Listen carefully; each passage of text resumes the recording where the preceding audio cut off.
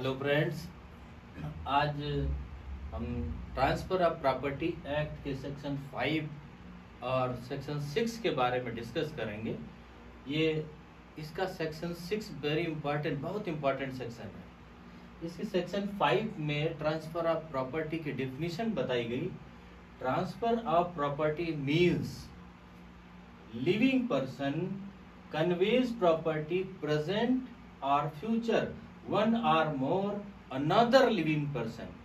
एक कोई living person आज वर्तमान में या फ्यूचर भविष्य में किसी दूसरे लिविंग पर्सन को प्रॉपर्टी जो ट्रांसफर करता है वो ट्रांसफर ऑफ प्रॉपर्टी कहलाता है।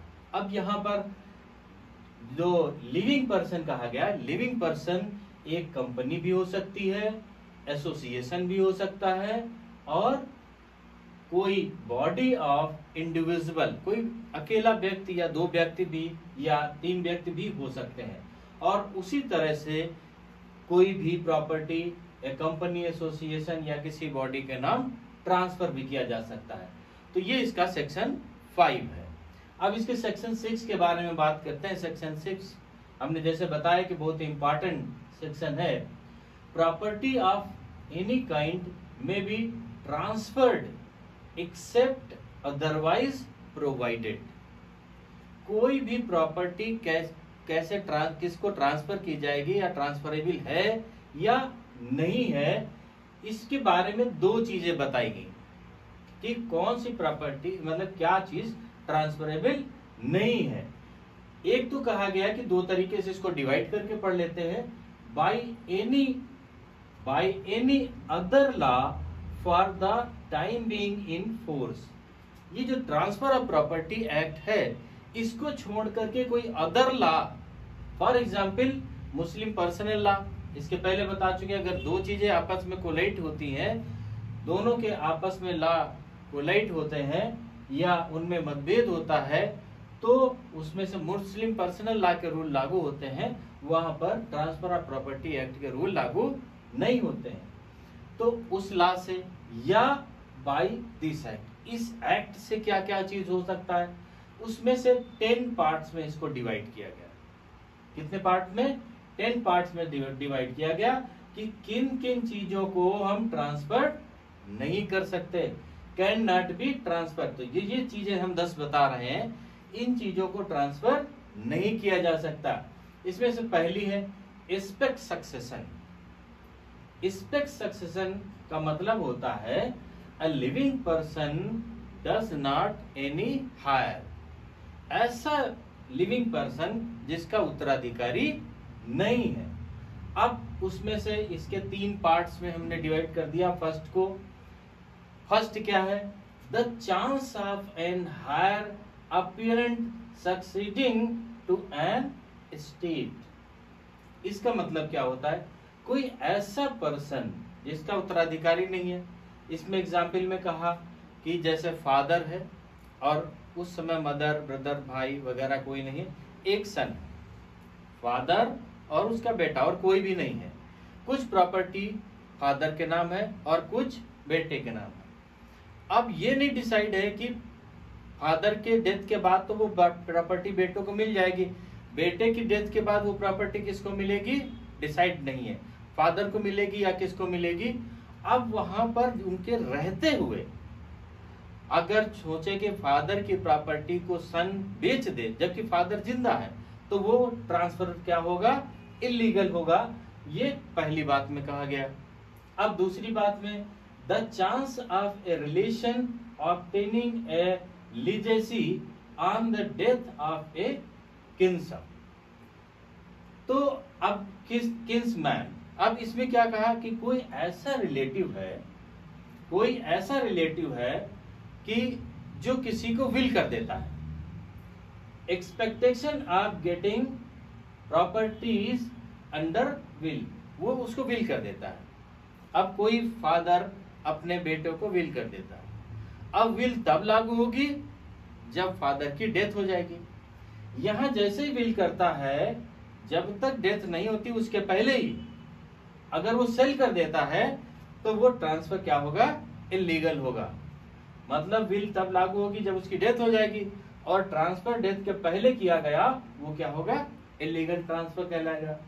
Third part, any other mayor possibility of A like nature, और भी कोई पॉसिबिलिटी इसी तरह की हो सकती है कि जिनमें हम कंडीशन नहीं लेकिन उसको ट्रांसफर कर देते हैं, वो ट्रांसफर इलीगल कहलाएगा। इसका second part, A mayor right of re entry. Re entry का मतलब कि हमने किसी को कोई चीज दे दिया, अब देने के बाद फिर हटा रहे हैं उसको जबरदस्ती, फिर से हम खुद दोबारा एंट्री कर जा रहे हैं, तो उसको क्या कहलाते हैं, री एंट्री। अब इसमें for breach of a condition subsequent can not be transferred to anyone except the owner of the property affected thereby. एक एग्जांपल से समझ लेते हैं कि कोई एक व्यक्ति है, वो बी को कॉन्ट्रैक्ट करता है, लीज पर उसको देता है। अब उस लीज में कंडीशन क्या होती है कि वो व्यक्ति उसमें कोई कंस्ट्रक्शन नहीं करेगा।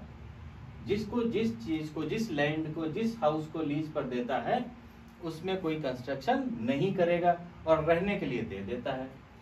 अब ये व्यक्ति क्या कर देता है कि इलीगल वर्क कर देता है, उसमें कंस्ट्रक्शन कर देता है और एक रूम बनवा लेता है या 2 रूम बनवा लेता है।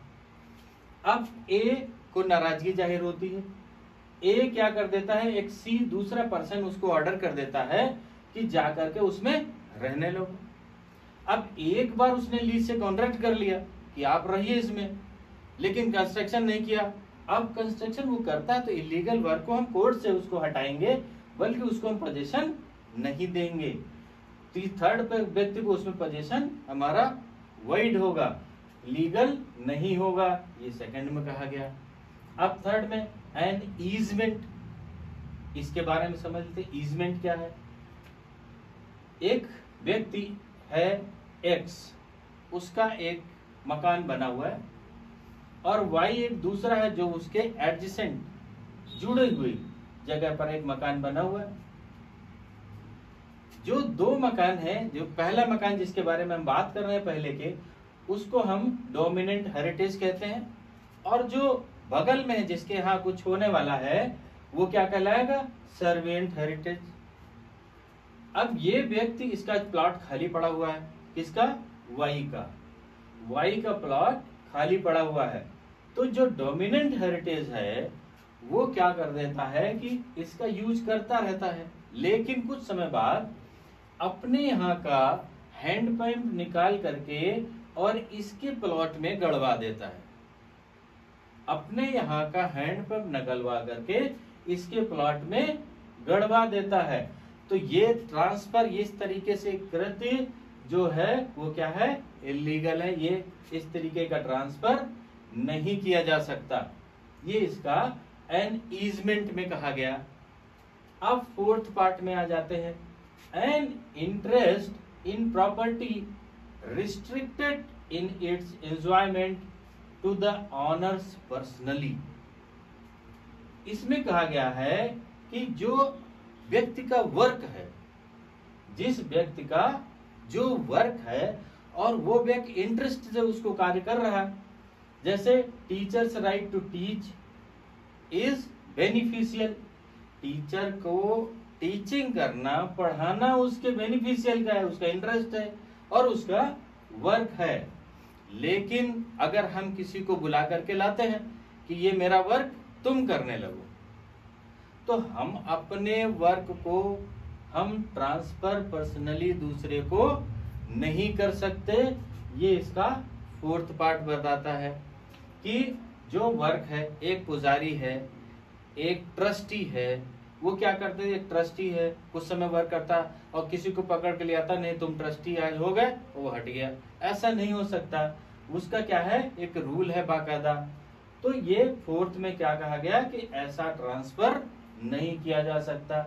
फिफ्थ में ए राइट ऑफ फ्यूचर मेंटेनेंस। जो मेंटेनेंस है, दावा किसी पत्नी का, उसकी माँ का, उसकी बेटी का, वो मेंटेनेंस किसी को ट्रांसफर नहीं किया जा सकता। Right to receive maintenance is the personal right. उसको मेंटेनेंस पाना, पत्नी को मेंटेनेंस पाना, बच्ची को मेंटेनेंस पाना या माँ को मेंटेनेंस पाना, वो उसका क्या है, राइट है उस राइट को ट्रांसफर नहीं किया जा सकता। 6 में ए मेयर राइट टू सू, इसके बारे में क्या है, ए मेयर राइट टू सू, कोई हम दूसरे को करते हैं बाद में थर्ड को ट्रांसफर कर दिया जाता है। एक एग्जाम्पल के लिए कर लेते हैं, ए एक कंपनी है, ए एक कंपनी है और बी एक व्यक्ति है। इस कंपनी से बी के बीच में एक कॉन्ट्रैक्ट होता है कि 5000 बैग राइस 30 दिन में ये इसको सप्लाई करेगा। बाई चांस इसके साथ में कुछ मिसहैपनिंग हो जाती है और बी ए के साथ में सी को कॉन्ट्रैक्ट करवा देता है कि जो मुझे ये 5000 बैग मुझे मिलने थे, मुझे लेने थे, वो अब आप सी को करेंगे। सी के साथ में कॉन्ट्रैक्ट अपना ऐड करा देता है और दे देता है। अब सी क्या कर देता है कि ए से कॉन्ट्रैक्ट हो गया, अब किसका, सी का।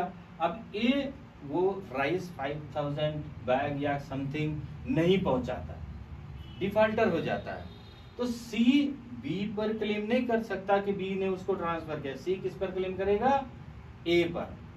सी ए पर क्लेम करेगा, वो ट्रांसफर पर क्लेम नहीं कर सकता। ये कहा गया जो इसका राइट है जिस पर क्लेम करने का वो उसी पर करेगा। 7th में public office and salary of public office, public office and salary of public office, the person gets the right to hold public office because of his personal qualification. अब इसमें पब्लिक ऑफिस में क्या होता है, हमारा public में हमारा personal things है, पब्लिक का पर्सनल इंटरेस्ट है, उसका पर्सनल क्वालिफिकेशन, उसको किसी को ट्रांसफर नहीं किया जा सकता है। 7, 8 में बताया गया है स्टिपेंड्स एंड पेंशंस, जो किसी व्यक्ति को पेंशन मिलने वाली है या स्टिपेंड मिलने वाला है, वो हम कहते हैं हमारा इनको मिल जाएगा, या हमारा पड़ोसी को मिल जाएगा, हमारा किसी दूसरे को ट्रांसफर कर दिया जाएगा, तो ऐसा ट्रांसफर नहीं किया जा सकता। Stipends and pension of military, naval and air force and civil pensioner of the government political pensions are not transferable. क्या कहा गया 8 में कि stipends and pensions of military, naval, air force and civil pensioner of the government political pensions are not transferable, इनको हम transfer नहीं कर सकते। 9th में क्या है, transfer opposed to nature. Nature में क्या चीज आती है, एयर आती है, लाइट आती है, सनलाइट आती है, ये सारी चीजें क्या होती हैं, ये नेचर में। Transfer opposite nature of interest created their by. अब क्या होता है, एयर, लाइट, सी, रिवर, स्पेस, ये चीज क्या है, किसी की नहीं है, इसी को किसी ने खरीदा नहीं और किसी को बेचा नहीं। Can not be property to anyone, ये किसी की प्रॉपर्टी तो हो नहीं सकती, इसलिए इनको हम ट्रांसफर नहीं कर सकते क्योंकि इनका कोई लीगल ऑनर नहीं होता। 10 में क्या कहा गया, ट्रांसफर वेयर इट्स ऑब्जेक्ट और कंसीडरेशन इज अनलॉफुल, जहां पर कोई कंसीडरेशन अनलॉफुल किया गया हो वो भी ट्रांसफर नहीं माना जाएगा। अब उसमें से एक ये किसमें कहा गया, section 23 of the Indian contract act. फिर भी हम एक एग्जाम्पल के लिए हम बता देते हैं कि ए एक व्यक्ति है और बी को प्रॉपर्टी सेल करता है। ए अपनी प्रॉपर्टी बी को सेल कर देता है। अब बी कहता है जब मेरे बाबा जी आएंगे आपको पेमेंट मिल जाएगा और रजिस्ट्री कर दो। तो ऐसा ट्रांसफर कि बाबा जी आएंगे या पिताजी आएंगे या वो आएंगे तो हमें मिल जाएगा, कोई लेन देन या कोई उसका ट्रांसफर पेमेंट या कोई चीजें नहीं हुई इसमें ट्रांसफर, या कहता है रजिस्ट्री कर लो, पोजीशन में 10 साल के बाद में दे दूंगा। तो इस तरीके का जो अनलॉफुल ट्रांसफर है वो क्या होगा, नहीं किया जा सकता, ये इसका 10 मना करता है। तो अभी सेक्शन 6 के बहुत सारे इसके क्वेश्चंस जुडिशियल एग्जाम्स में आते हैं और इन 10 को हमारी उम्मीद है कि अच्छी तरह से समझ में आ गया होगा। अब नेक्स्ट में हम सेक्शन 7 से लेकर के आगे तक नेक्स्ट पार्ट में डिस्कस करेंगे। ओके, थैंक यू, जय हिंद।